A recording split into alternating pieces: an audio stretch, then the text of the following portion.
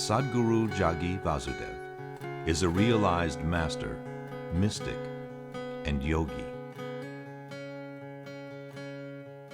He has shown the way for people to attain to their natural joy and to live life with experience from one's own inner nature. His presence is filled with grace and compassion. Sadhguru's scientific approach towards spirituality and work towards the upliftment of humanity have received accolades worldwide.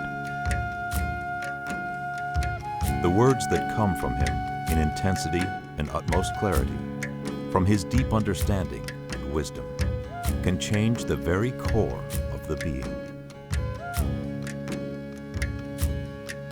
Belonging to no particular tradition, Sadhguru incorporates what is most valid for the modern person from the spiritual sciences.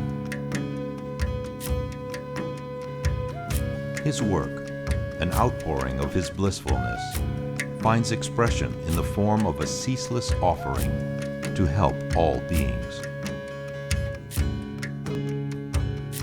Available to all who are willing, Sadhguru's life is an invitation to the divine through individual transformation.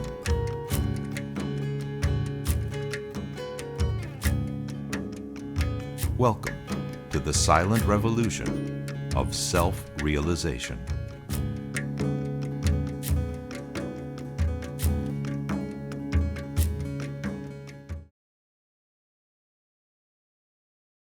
Why this particular Purnami?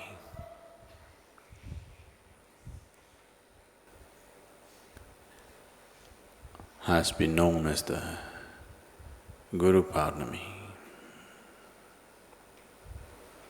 What is so special about it?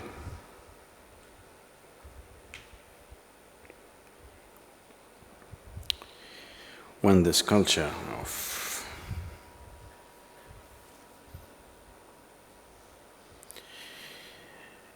yogis and spiritual sadhakas set forth on this journey, which is a constant cycle, which has been maintained for thousands of years, of moving from the Himalayan region down south and back again up as the seasons come. During the summer, they are in the Himalayan region. In the winter, they come down south. Even today,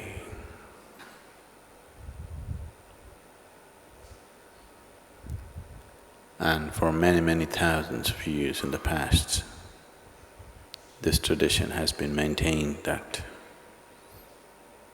the yogis move from the Himalayan caves down to south. Many of them right up to Rameshwaram, which is the southern tip, and again back, walking thousands of kilometers.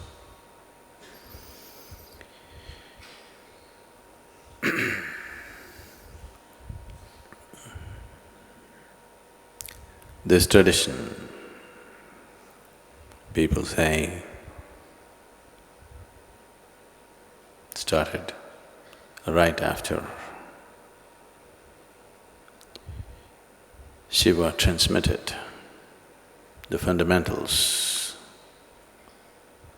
of yogic science to his 7 disciples, who are now celebrated as the Saptarishis or the 7 sages.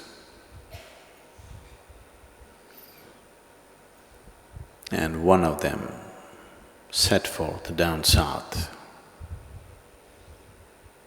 That is the Agastya Muni. In many ways, everything that we do here today, what we call as Isha Yoga, is just a small extension of his work.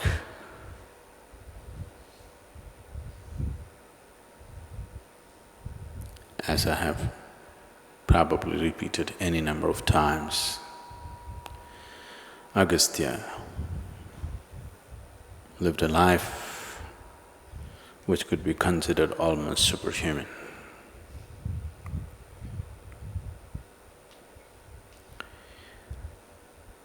And from that day or from that time, this tradition of traveling south and back again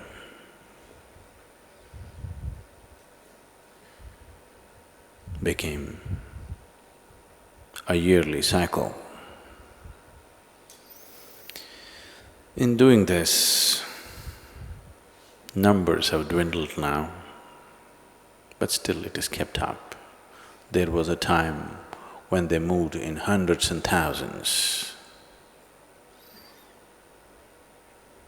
So at that time, when they traveled in huge numbers down south and back again,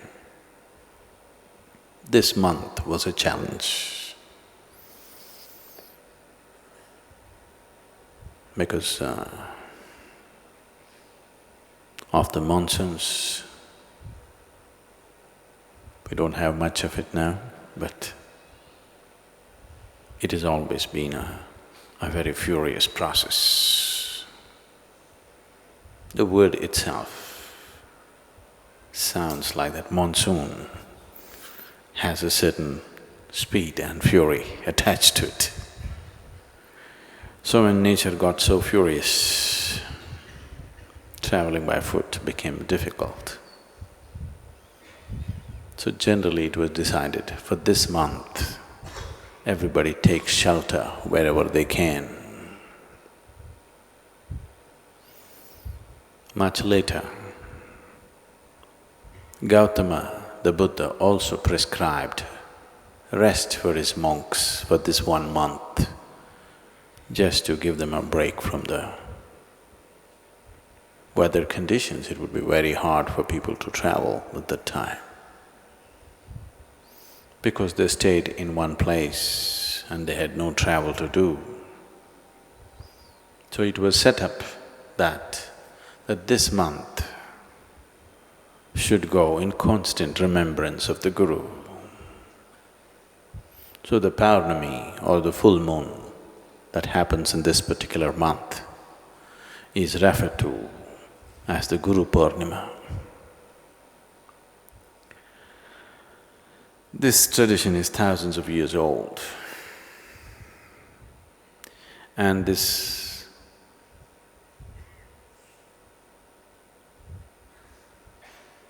longing to go south and again come back to Himalayas is very, very ancient. Many thousand years ago, people say approximately close to 40,000 years ago, there was a yogi whose name was Sunira. We believe Sunira was just the next generation after the Sapta Rishis. He lived and worked in the mountains which are presently in Nepal.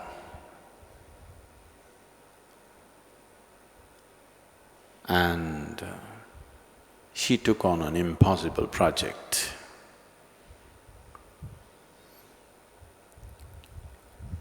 He was an incredible guru, but he was not happy with himself. He wanted to create that kind of a being who is absolutely perfect and always.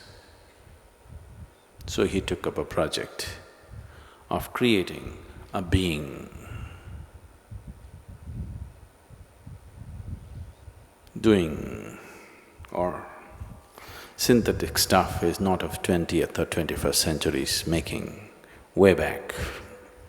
He wanted to create a synthetic being, a perfect being, who will become a perfect teacher, who will become the ultimate redeemer of humanity. An impossible project. But this is a man of incredible capability, so he took on such a project. And he started putting together a being of every kind of quality that you can think of. This longing must have come because this is just after Shiva, the Adi Yogi, left. They must have been missing him. They must have been missing him so badly that the longing to create a perfect being must have been a natural longing and maybe a natural project to take up. He worked through his lifetime to create this. And towards the end of his life, when this dream of creating a perfect being remained unfulfilled, Yogi Sunira made a prophecy that long time from now, long time from now, this work that I have started will find fulfillment and reverberate not here, but in the green hills of the south. Our hills are green. We are in the south. So this dream, so many people worked on, generation after generation. Many yogis tried to continue to work on the same half-made project of Sunira, which in the last century, it's always been in the yogic lore, but in the last century, it came to the surface.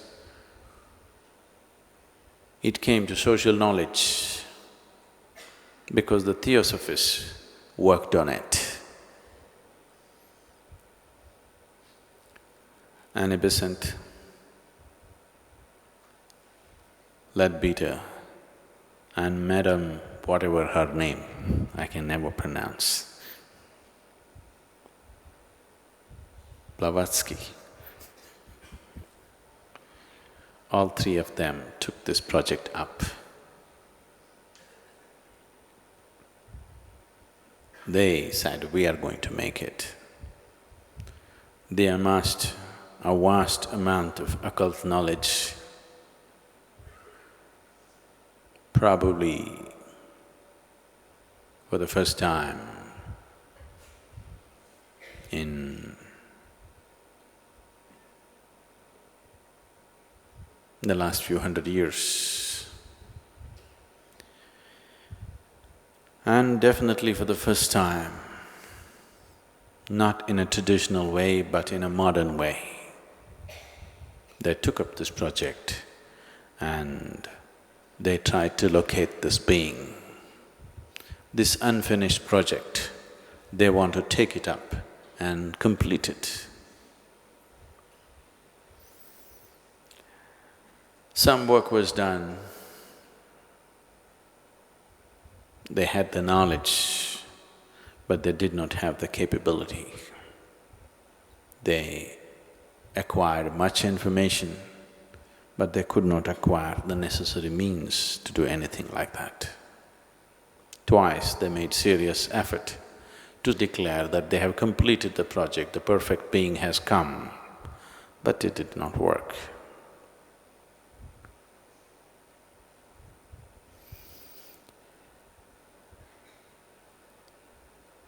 Another parallel line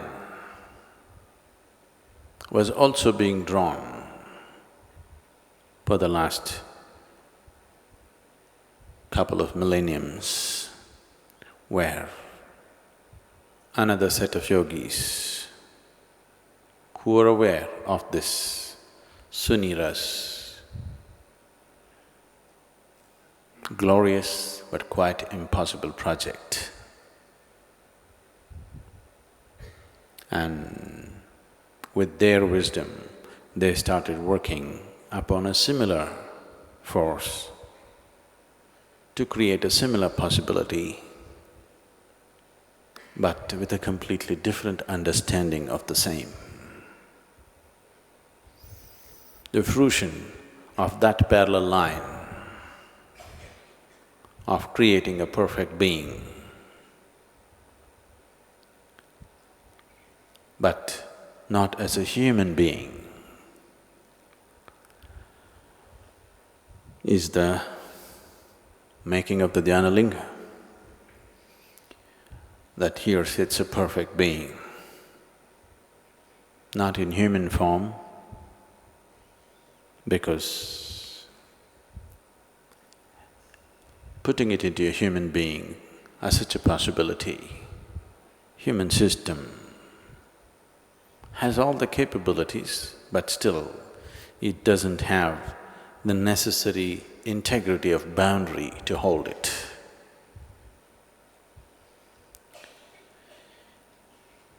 I think many times I have said, dhyana linga has all the necessary ingredients. It has the energy body of a perfect being. In theory, we can give him a physical body. In theory, it is possible we can add flesh and blood to him and make him stand up and walk. But if he does that, he will no more be a perfect being, because then he'll have to eat, then he will have to excrete, then he will have to sleep, then he will have to wake up and rub his eyes in the morning. And people will find fault with him. You said you're perfect, but you're eating. You said you're perfect, you're sitting. You said you're perfect, you're standing. You said you're perfect, you're sleeping. So, it is best he remains that way.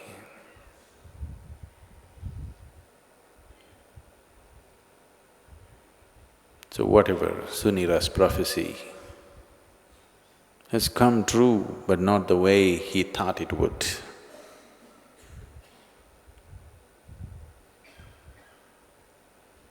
So, sitting here almost 10 years after he's come into reality, after he has happened, on a Guru Purnima is significant,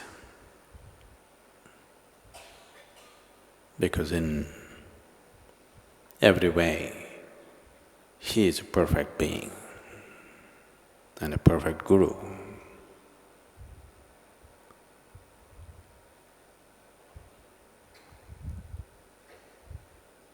I'm saying he's a perfect Guru because he doesn't bother you like me. If you're willing, he's all there. If you're not willing, he's simply not there. That's perfect. I'm not like that. Whether you're willing or not willing, I'm after you.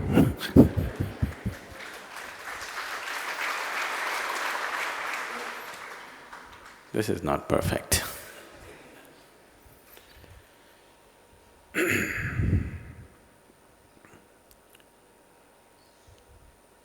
Once it happened,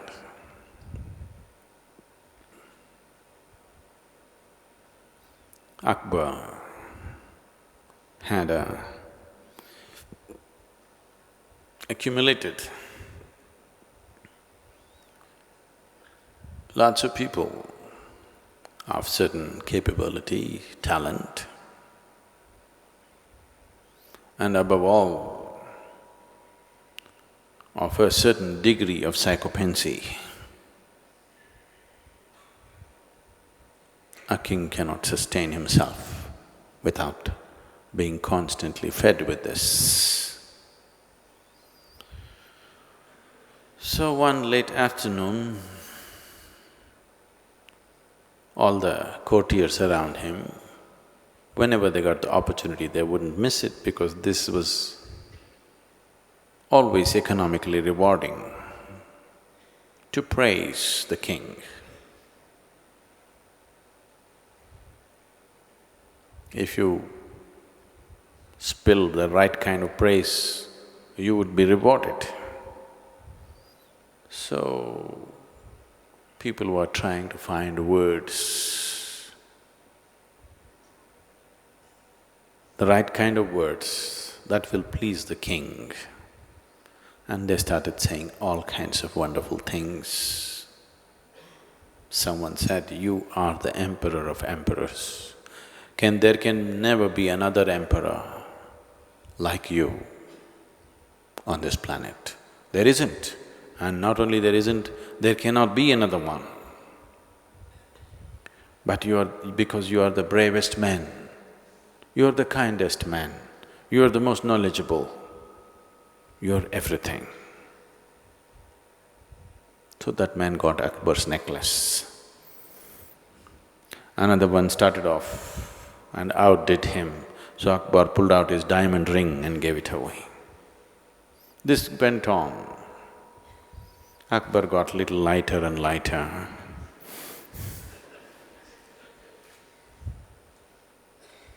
Then Birbal was just sitting there quietly, nodding his head like a sick chicken, because he is sick of the stuff that he has to bear with on a daily basis. At the same time, it is a part of your survival process to nod your head to all these things.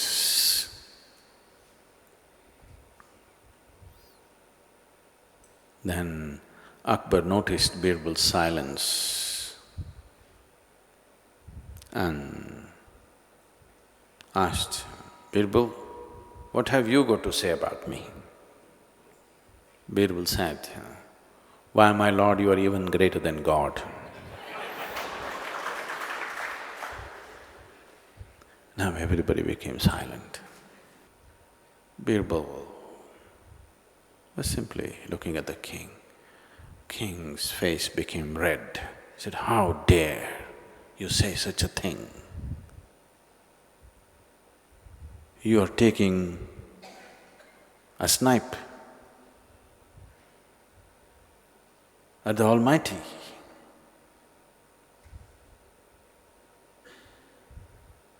How can you say this?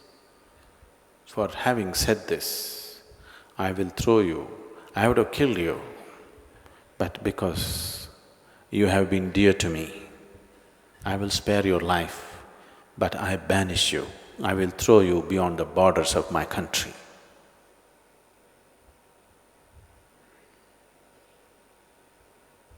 Then Birbal said,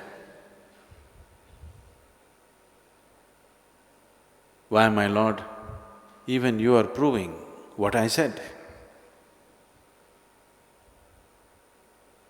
Just now what you said proves what I said." Akbar asked, "How does it prove?" So Birbal said, "See, only you can throw me outside the borders of your kingdom, but God cannot do it."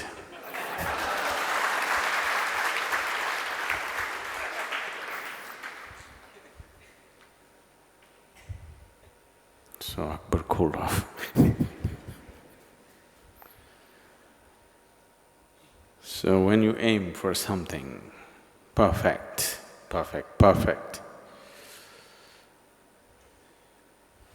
it is best that it sits still, because if it does anything, you can find a flaw.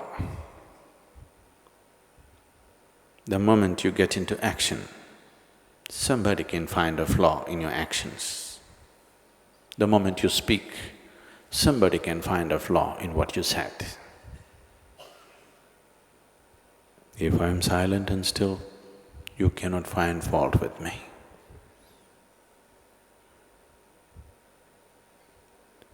This is the reason why everybody likes the dead, because they're so perfect. Isn't it? No? Because you can't find fault with the dead.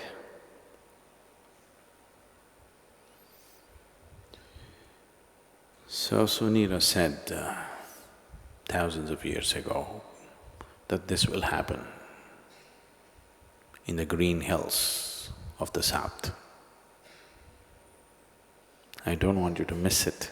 I want you to every day see the hills are green and we are in the south, and you don't miss it. This month is dedicated to this. From this Paurnami to the next is dedicated to be focused on that being who can make a difference for you. You must remain focused. The monsoon is playing truant. What to do? Weather has changed. Climate change, you know. But we can anyway make use of some excuse. A devotee just needs an excuse. So this is a good excuse. Today's moon is not any different from another day's moon. But for one who is in the spiritual path, all he needs is an excuse to do something more with himself. This is a good excuse. Sadhguru, you have talked of how a seed has to go through the pain of losing its safety. I'm sorry, please. The seed has to go through the pain of… losing its safety, its shield, how it has to become vulnerable in order to sprout. Until the sprouting happens, do seekers have to live their lives in increased states of fragility and vulnerability? Isn't that particularly hard on them?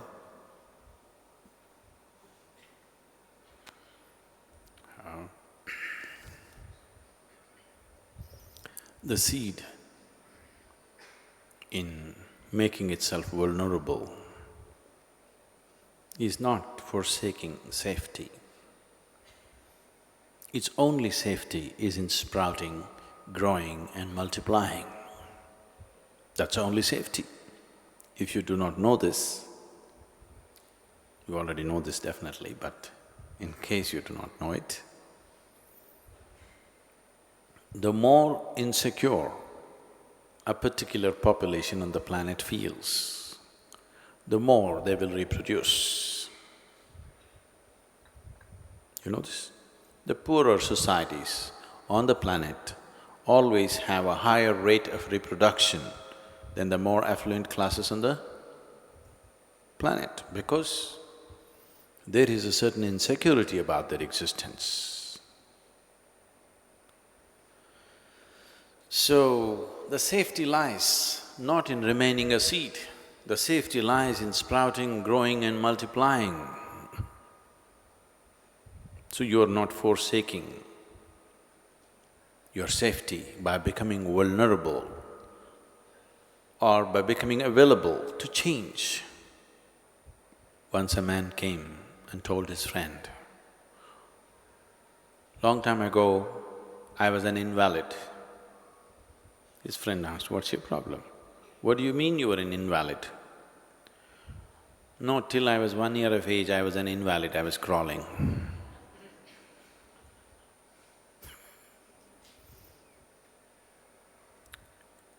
Your childhood,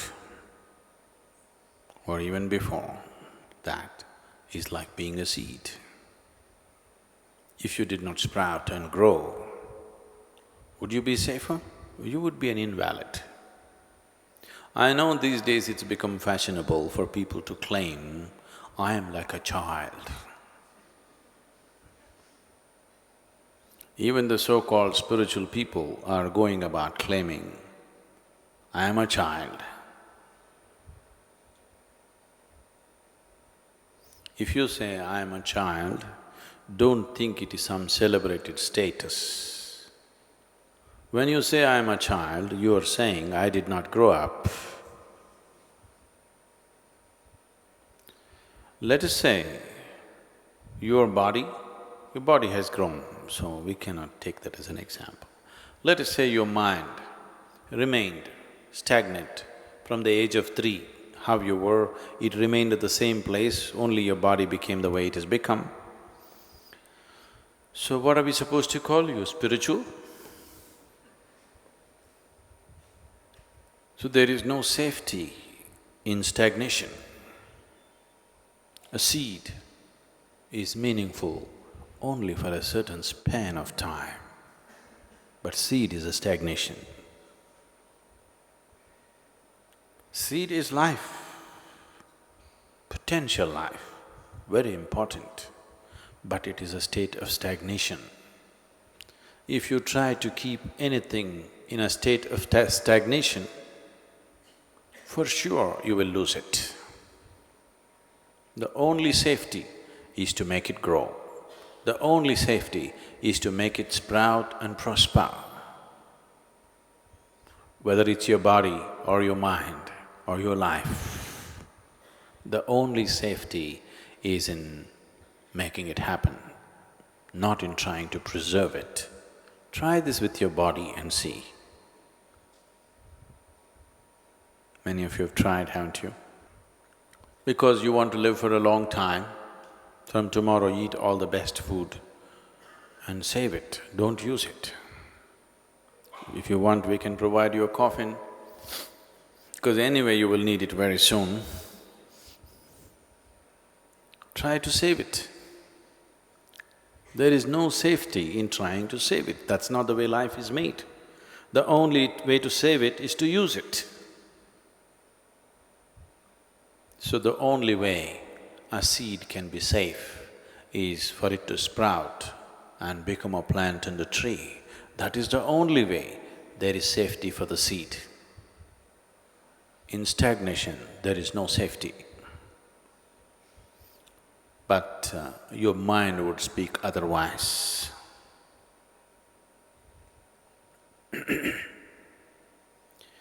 Your mind would always say, a seed is safe because generally it's in a hard case and it looks more solid, more preservable. A plant is out there, vulnerable. Anybody can stamp on it, any animal can grab it and eat it up. But that's not how life happens. A young boy came home one day and told his father, "Daddy, I have some good news for you." The father asked, "What's the good news?" The boy said, "You know, I took the math test." He said, "Yes, what happened?" "You said, if I pass the math test, you are going to give me 2,000 rupees. The good news is, you saved 2,000 rupees.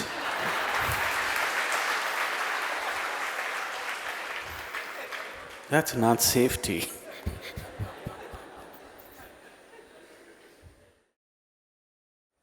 Sadhguru, you have said transmission is more important than teaching.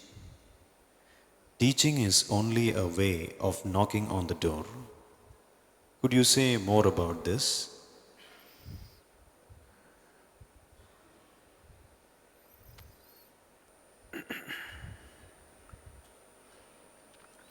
This happened in Pennsylvania. Are there people from Pennsylvania? Tina?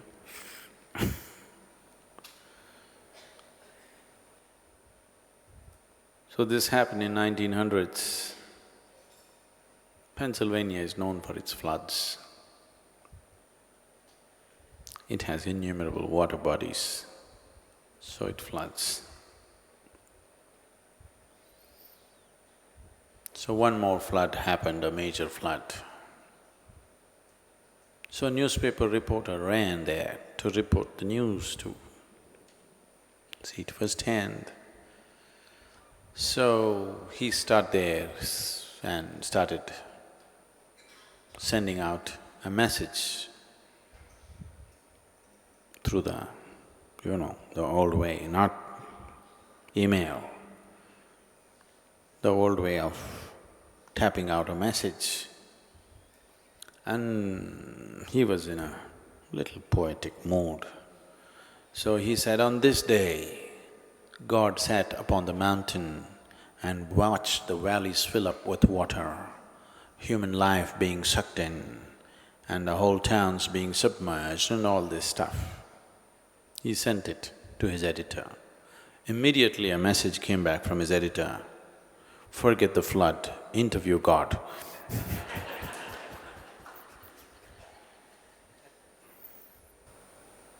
See, teaching is like that. It's just a noise that you make so that you take the call.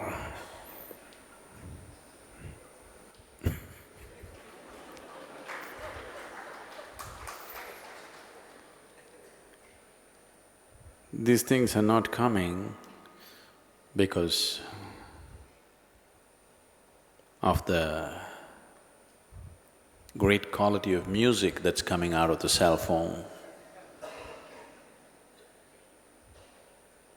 This is just for you to remind you that you must take the call. So teaching is just that, just to remind you, you must take the call. The noises are being made to remind you that you must take the call. Because truth cannot be taught.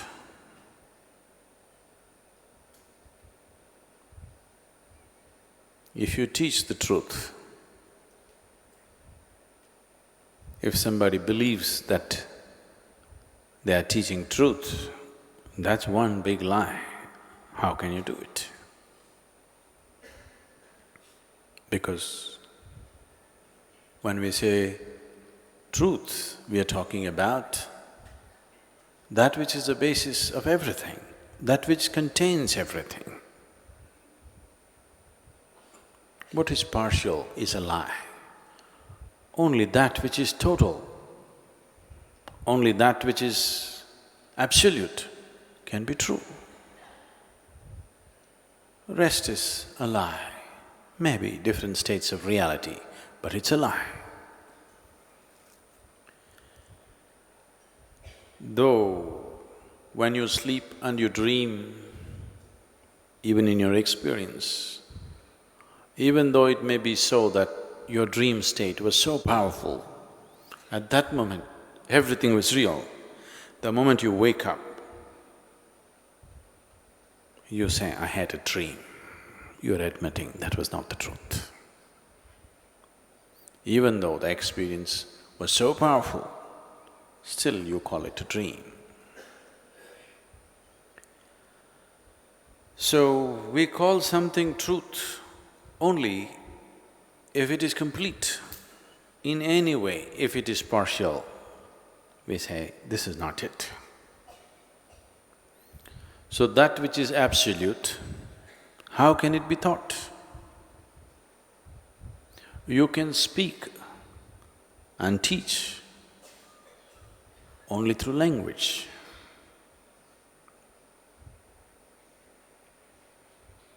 Not necessarily through spoken language, maybe sign language, but still language.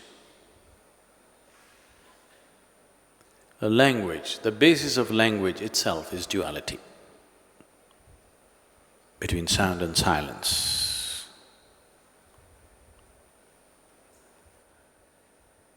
So right now, there are any number of people here who do not understand English language, but the best part is, they are sitting as alert and as still as people who understand English, because they know better. They know what Sadhguru has to offer is not in his words.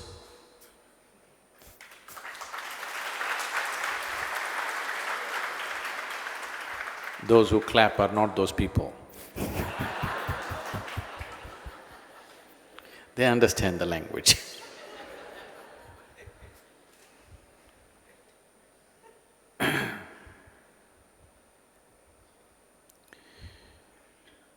So when we say truth, we are not talking about an ideology. We are not talking about a philosophy. We are not talking about a scripture.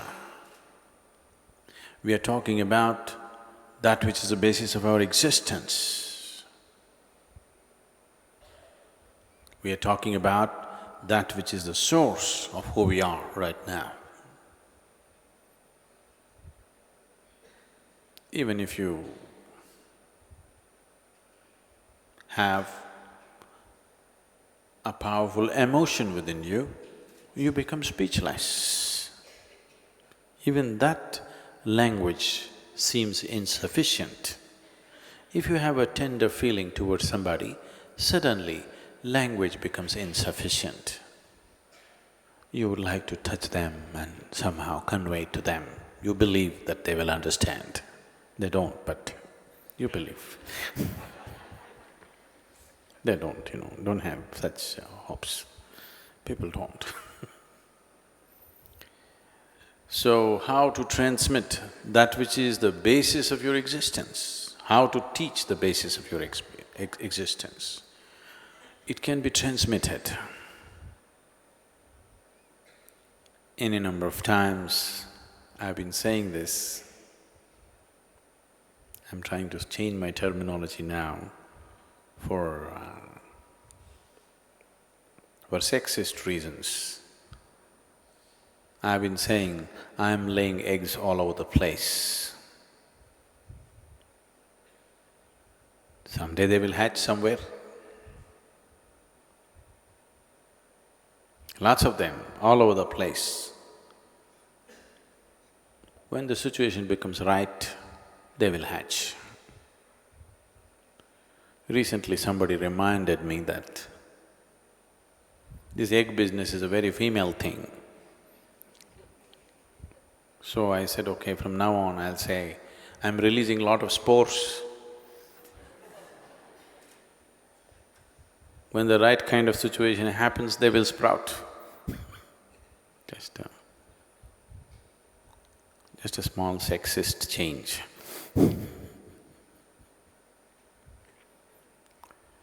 But it means the same thing.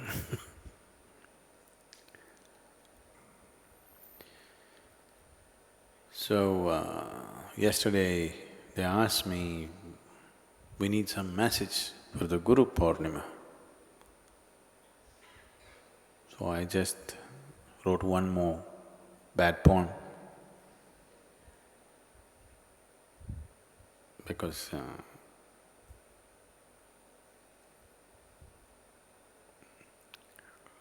with great care I remained uneducated, so I can only write bad poems. It takes much more effort to remain uneducated in this world than to become educated. Do you know this? Because to live in this world, to function in this world, and still not to learn anything from anybody around you is not a small feat. To remain uncivilized, uncultured, uninfluenced by anything around you is a much bigger feat than getting educated, cultured and civilized. Generally, people who manage that could never be active and effective in the world that they live in. That is why most of the mystics withdrew, because if you can become cultured or civilized, you cannot be a mystic. Civilization means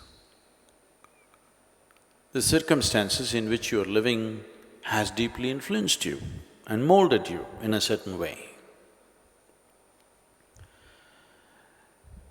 So, refusing to be influenced, refusing to be molded by situations around you,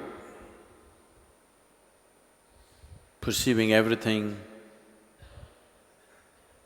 directly, not allowing your scriptures, your culture, your teachers, your parents, and everybody else who is very eager to civilize you all the time. Takes a lot of conscious effort. So because of that, I write bad poetry. Please bear with me. This is titled as Guru Purnami. In search of truth, I did the sublime and the weird. In search of truth, I did the sublime and the weird. The blessed Guru arrived and had my knowledge routed. The blessed Guru arrived and had my knowledge routed. With his staff, touched the spot sacred, left me with this madness infected. With his staff, touched the spot sacred, left me with this madness infected. This madness without cure, but it is liberation for sure. This madness without cure, but it is liberation for sure. When I saw even horrific disease can transmit with ease, when I saw even horrific disease can transmit with ease, I took the liberty of maddening humanity. I took the liberty of maddening humanity.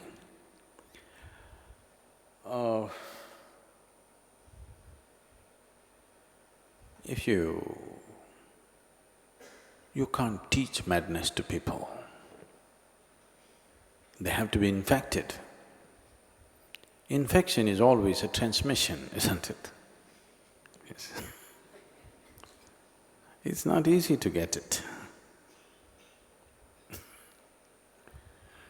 When you're in school, you would have tried. When you're in school, today you don't want to go to school, you want to catch diphtheria for a day. It doesn't come, you know. Have you tried?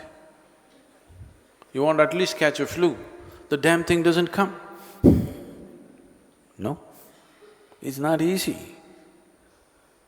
You have to be ripe and the right kind of things have to come your way, only then it happens. Even a disease, when you want it, you don't get it. Yes or no? Have you tried? Didn't you try? You don't get it so easy. Everybody gets it, you don't get it. So this is also just like that. Because you want it, you don't get it. You have to make yourself vulnerable, receptive. The spores are all over the place. If you're vulnerable, you'll get it, it'll catch you. So we have spread sufficient spores all over the place. Those who are vulnerable will anyway catch it. It doesn't matter whether they came to the program or not. Program is just about making you vulnerable. The teaching is just about making you vulnerable. That is why we can train teachers to do it, because their work is just to make somebody vulnerable. They themselves are not doing anything, but they are very important because they are like the cell phone ringing. They are like the door knocking, because if it doesn't ring, who'll take the call? Your phone is on silent, I'm calling you and calling you and calling you, all missed calls. It takes somebody to make some noise. It takes somebody to make some noise, otherwise it'll all be one big missed call. Life will remain a missed call. So teachers are very important. Without the noise of teaching, there will be no transmission. It would be wrong to say no transmission, there will be, but it'll become very minimal. Very minimal.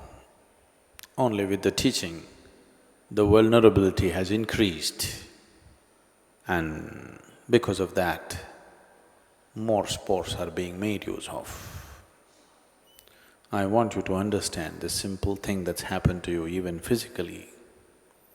Then one little cell, one little sperm found itself to the right place. And see how much life has happened. If it had not gotten into the right womb, if it had fallen somewhere, this wouldn't have happened. All this, a very sophisticated mechanism has happened, isn't it, out of that one little sperm? It is just that it has to enter the right place, then it happens, otherwise it won't happen. This is just like that, on a different sphere, on a different dimension, but still the same. Nobody can talk you into pregnancy, fortunately, isn't it? Such a thing has never happened.